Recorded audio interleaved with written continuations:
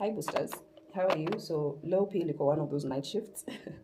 And no, today I'm not going to like post or record myself listening to music and vibing and anything. Today I actually want to speak to you. I actually wanted to teach you guys something.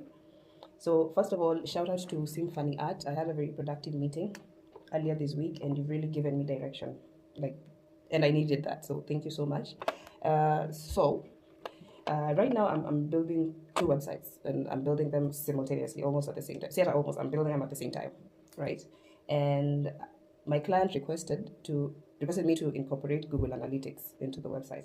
Now, for those who don't understand exactly what Google Analytics is or what it does, basically, in layman's language, Google Analytics helps you track exactly what happens kwa your website ama kwa your app. So maybe your business has a website and an app. If you incorporate Google Analytics into the website and into the app, you'll be able to track every single activity that happens. Come for the app, you'll be able to track app downloads, you'll be able to track how many people, because obviously you have apps zenye kuna the free version and then you have the pro version. So with Google Analytics, you can be able to track how many people went pro, how many people downloaded your app, how many visited it, how many people use it, how do they use it, what point do they get to, all that information. Same thing on the website. Google Analytics tracks every event.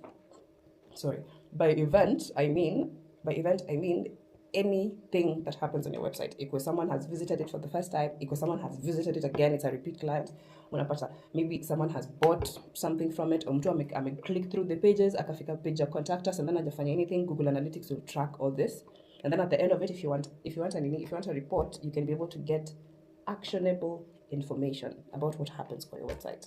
So so anyone who's trying to develop a website, or anyone who's having a website developed for them or an app, make sure you insist that your developer incorporates the Google Analytics.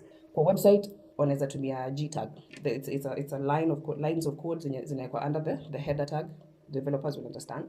And then kwa apps, you can use Firebase SDK. SDK is a standard development kit.